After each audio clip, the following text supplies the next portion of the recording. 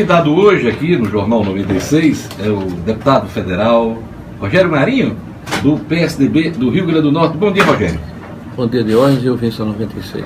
Com a prisão do marqueteiro, da presidente Dilma e do ex-presidente Lula, a mulher dele, o impeachment ganha força no Congresso Nacional? Olha, eu acredito que sim, até porque é o padrão do mensalão, né? Quem se lembra, em 2006 houve o mesmo episódio com o Duda Mendonça. Isso é um padrão que mostra que o PT não aprendeu, continua praticando os mesmos crimes de eleições passadas. Então, isso por si só já é um elemento bastante forte, né? Nós esperamos que não só o impeachment, como as ações no Tribunal Superior Eleitoral possam ser ultimadas, né? Haja velocidade, porque o país está vivendo um momento extremamente difícil. E, aliás, singular. Não há na história do Brasil, com exceção do segundo presidente da República, Floriano Peixoto, um período tão longo e consecutivo de déficits progressivos do nosso produto interno bruto, né? E uma enorme crise de credibilidade que só vai ser resolvida com a saída da presidente do governo. O impeachment, o processo na Câmara dos Deputados, estava morno desde as decisões do STF no final do ano passado. O PSDB, inclusive, vinha conversando com o governo para tratar de alguns temas da agenda econômica, inclusive para ajudar a ver se o país sai dessa crise. Como é que ficam essas tratativas, Rogério Marinho? Olha, realmente o quadro político é muito confuso, né? Quem é observador desse processo normalmente não entende os movimentos que são feitos, porque são tantos movimentos ao mesmo tempo, né? A gente está vendo, como eu coloquei anteriormente, um momento singular, um momento diferente da história do Brasil. O PSDB é cobrado para que ele, PSDB, tenha responsabilidade fiscal e tal. Mas é importante dizer, Jorge, nós somos apenas 11% dos deputados da Câmara e 22% ou 23% dos deputados de oposição. A responsabilidade de aprovar os ajustes propostos pelo governo é do próprio governo, que tem quase 4/5 daquela casa. E o PSDB foi colocado na oposição pela maioria do povo brasileiro, né, que pediu um governo de Dilma e colocou o PSDB na oposição. Agora, isso não significa que nós não tenhamos convergência quando o assunto for de interesse do país. A presidente da República, por exemplo, no ano passado, anunciou que queria extinguir 3 mil cargos comissionados e diminuir o tamanho do Estado. Quando ela apresentou o projeto há 15 dias atrás, o MP foi votado, nós verificamos que a extinção era apenas de 9 cargos, dos 3 mil baixou para 9. 9? 9. São 8 de ministro e 1 de natureza especial, e 314 ou 315 cargos de comissão foram congelados no Ministério do Planejamento. Então, esse tipo de atitude que tira o crédito do governo perante o parlamento. Porque não tem sentido você, no momento que você se encontra, fazer esse tipo de pirotecnia. Na semana passada ela baixou o salário dela em 10%, são de 30 para 27 mil reais. Então o Brasil está precisando de recursos para a saúde, está aí a questão da Zika, para a segurança pública, para a educação, para a obra de infraestrutura, e a presidente diz: vou cortar na carne e vou oferecer 3 mil reais para os brasileiros para investir nessa situação. Então não dá para acreditar num governo que não sabe para onde vai, que continua a fazer marketing e pirotecnia, e sobretudo um governo que está imerso no enorme escândalo de corrupção, que ele corrói completamente a credibilidade. Isso repercute no mercado, no bolso do cidadão comum. Em se tratando do PSDB, o Senado ele é mais comedido nessa discussão do impeachment, a Câmara ela é mais ativa nessa discussão. Como é que fica a coisa a partir de agora? Como estão as conversas com o PMDB, que é importante dentro desse processo? Olha, primeiro o partido ele coesionou o seu funcionamento, né? Nós tivemos na semana passada uma reunião com o presidente Aécio Neves, com membros do Senado da República. Lá estava o senador Cássio Cunha Lima, passou por lá o senador Anastasia, o senador Tasso Gereissati. Então hoje o funcionamento do partido, tanto na Câmara como no Senado, como nos diretórios estaduais e municipais espalhados pelo país, é de darmos carga na questão do impeachment. Inclusive, houve uma conclamação do próprio presidente Aécio e de todos nós para que fôssemos às ruas no dia 13 de março, agora entendendo que a gente só muda se a população, não apenas nas redes sociais, mas nas ruas por todo o país, mostrar a sua indignação. Então o apoio nas ruas, o apoio popular será fundamental para o desfecho dessa questão no Congresso. Eu quero aproveitar aqui e convidar a população de Natal para se fazer presente no próximo dia 13 de março, porque é importantíssimo que a população esteja nas ruas e não apenas nas redes sociais para mostrar o nosso comprometimento com essa indignação que é de todos nós contra um Estado corrupto, incompetente, ineficiente e precisa urgentemente ser mudado dentro da Constituição, né? Sem nenhum atalho, para que nós possamos voltar a ter um crescimento econômico sustentado, que é o que nós todos queremos. Em relação ao PMDB, o PMDB hoje é o maior partido do Congresso após o PT, né? São 63 deputados na Câmara, o PT tem 68, 69. E o PMDB está dividido. Metade do PMDB, ou quase a metade, apoia vigorosamente a tese do impeachment e uma outra metade prefere permanecer o status quo atual. Agora, é evidente que o PMDB tem o sentimento das ruas, faz pesquisas, os seus deputados voltam às bases, conversam com seus eleitores, e isso vem gradativamente demovendo o maior número de parlamentares para que eles entendam da necessidade de retirarmos esse governo do poder, porque senão, e aí é importante colocar para o nosso ouvinte, não é um problema pessoal meu ou de quem quer que seja, é um problema do país, né? Em 2014 tivemos um crescimento negativo, estagnado, fez 0 segundo o governo, quando ele mudou inclusive os parâmetros. Em 2015 a gente perde em mais de quase 4% do PIB. Em 2016 se estima 5% do PIB. Em 2017 outro decréscimo aí de 1,5% a 2%. Então não é possível. 100 mil empresas fechadas no país, 1,5 milhão de empregos foram retirados do mercado de trabalho no ano passado. A perspectiva para esse ano é pior ainda, né? A inflação sem controle, desemprego galopante, as taxas de juros extorsivas, não há recurso do mercado para quem quer empreender. O cenário no nosso país é muito preocupante. Então, por isso, a necessidade de nos unirmos para tirar a presidente Dilma de onde ela se encontra pela via constitucional. A presidente Dilma tem dado sinais de tentar uma inflexão de algumas matérias, inclusive são polêmicas, dentro da base dela, né, da base principalmente do Partido dos Trabalhadores. A votação no Senado da mudança da Petrobras, que era uma matéria de autoria de um tucano, né, o ex-ministro e atual senador José Serra, é um sinal claro disso. E como é que vai ser a votação dessa matéria na Câmara dos Deputados, deputado Rogério? Olha, primeiro a contradição que se enxerga no seio do governo, né? Então, partidos da base, aliados com partidos da oposição, aprovaram um projeto de lei no Senado, de autoria do senador José Serra, que flexibiliza a questão do pré-sal por uma questão óbvia, né? A Petrobras está quebrada, faliu. O governo do PT conseguiu quebrar a maior empresa do país, uma das maiores do mundo, né? Com corrupção, com desgoverno, com incompetência. Então é evidente que a Petrobras não tem condições de ela sozinha fazer frente ao enorme desafio que é o pré-sal. Mas assim, o PT votou majoritariamente contrário, Jorge, e tem feito um movimento contra esse projeto. Lula já se posicionou, dizendo que foi uma derrota para o Partido dos Trabalhadores. Eu sou um pouco mais radical, eu defendo a volta do modelo de concessão, que era o que deu certo. O que estava vigorando na época do Fernando Henrique. Não, Fernando Henrique, o mandato de Lula, né, até sim, 2011, por aí, 2010. Então você tinha um setor petróleo que, com a flexibilização da lei de 1997, era 3% do PIB, esse setor foi para 12% do PIB pela lei da flexibilização e de concessão, que era o regime de leilões, que permitia que empresas nacionais e estrangeiras pudessem entrar nesse leilão e fazer a prospecção e o transporte do óleo cru.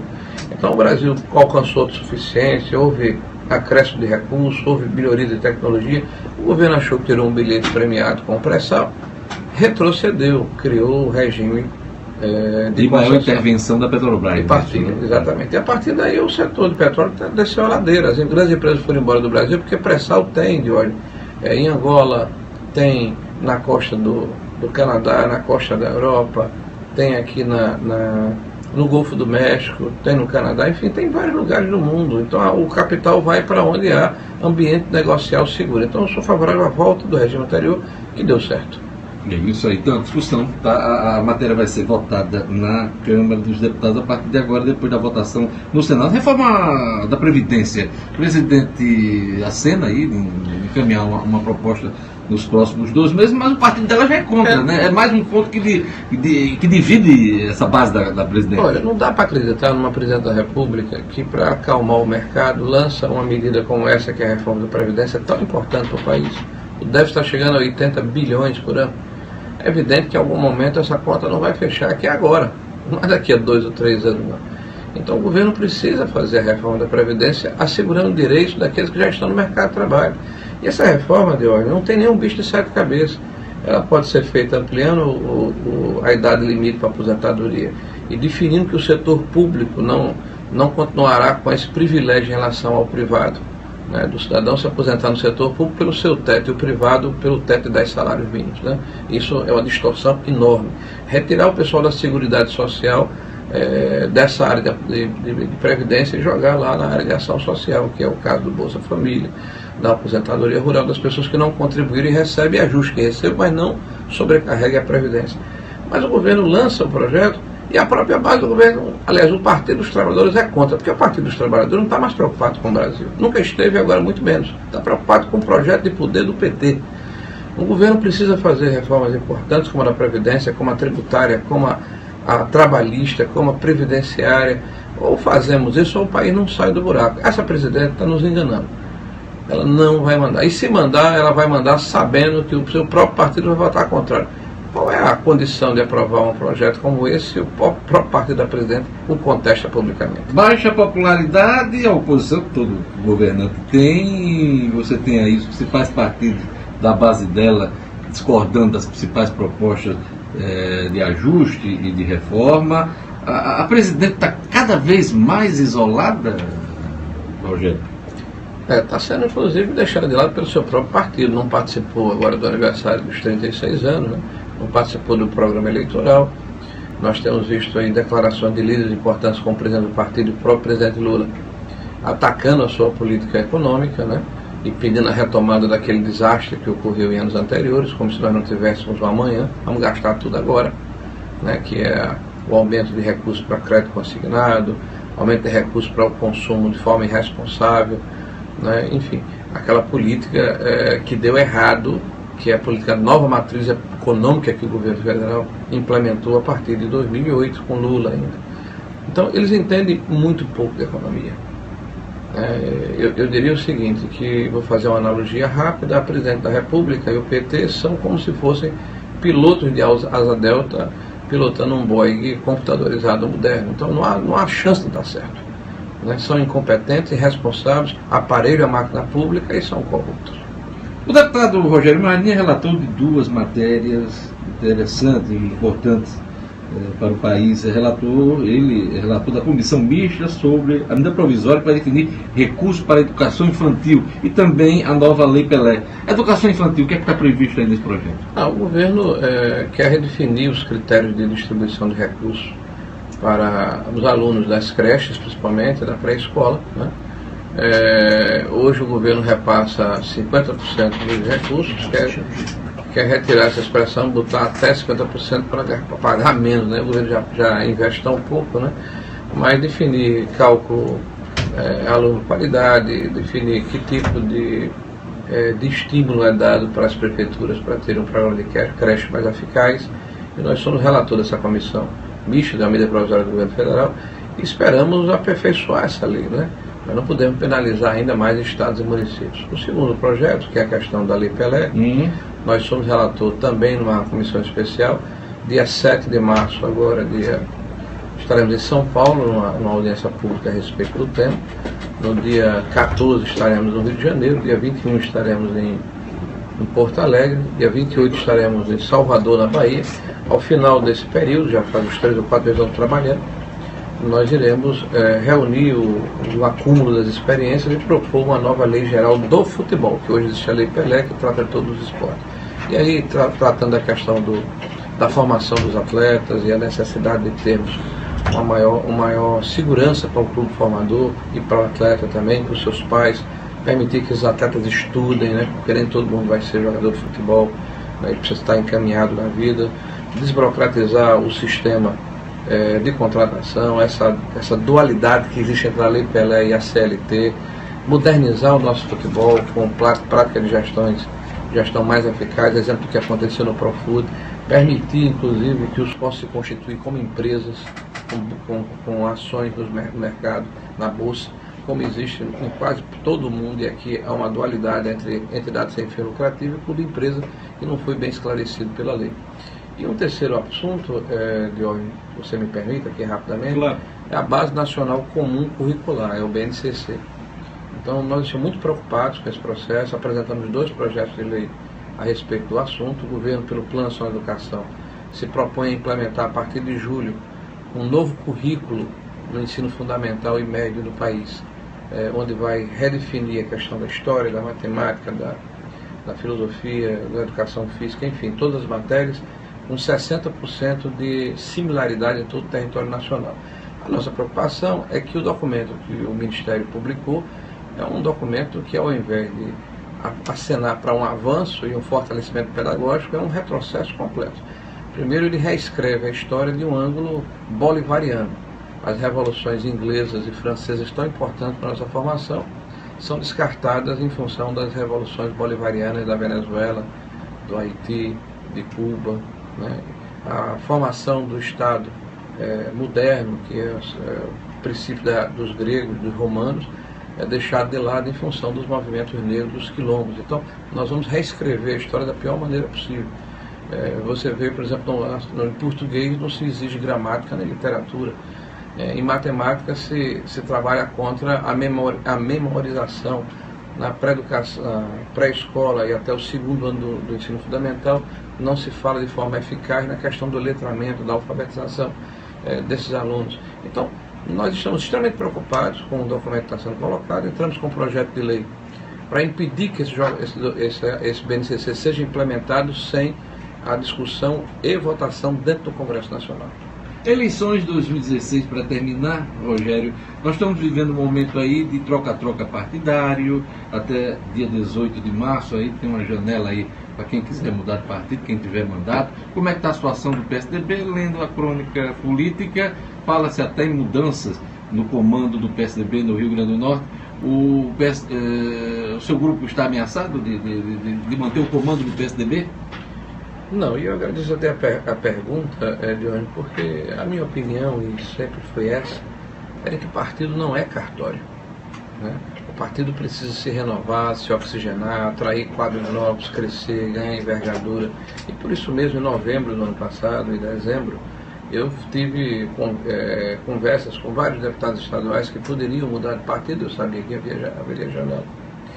E os convidei para ir ao PSDB, inclusive o deputado Ezequiel, que houve essa Fala-se que o comando iria para o atual presidente da Assembleia, Ezequiel Ferreira.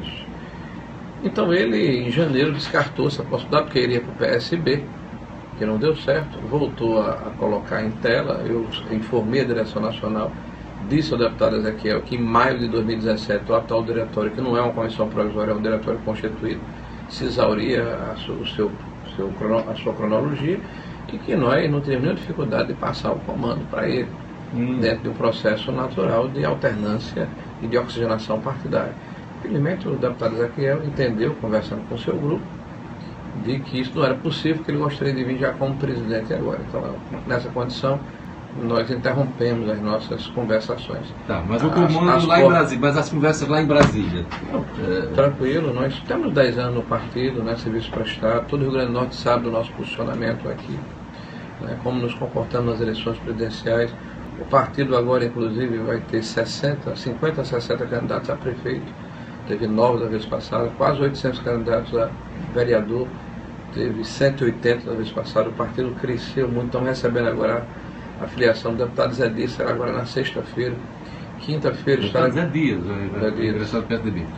Quinta-feira estaremos em Mossoró com o Tasso Gereissati, com o Cássio Cunha Lima, com a Aloysio Nunes, com o Antônio Baçaí, que é o presidente, que é o líder da Câmara do PSDB, fazendo uma grande filiação de quase 30 candidatos a prefeito daquela região, 2 prefeitos com mandato, né? A candidatura de Mossoró para nós é importante, que é um grupo formado por profissionais liberais, por médicos, por empresários, por pessoas da universidade que querem fazer uma política diferente. O Mossoró é o termo da Preste, né, que será candidato lá.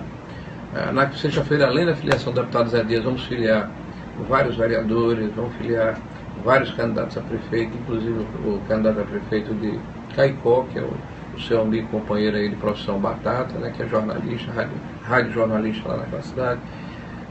Eu não tenho dúvida que o partido vai crescer muito e quem quiser compartilhar conosco é bem-vindo, inclusive o próprio deputado Ezequiel, entendendo que após o período cronológico do diretório não há nenhuma dificuldade de passar no comando. Rogério Marinho é pré-candidato à Prefeitura de Natal, já está decidido isso?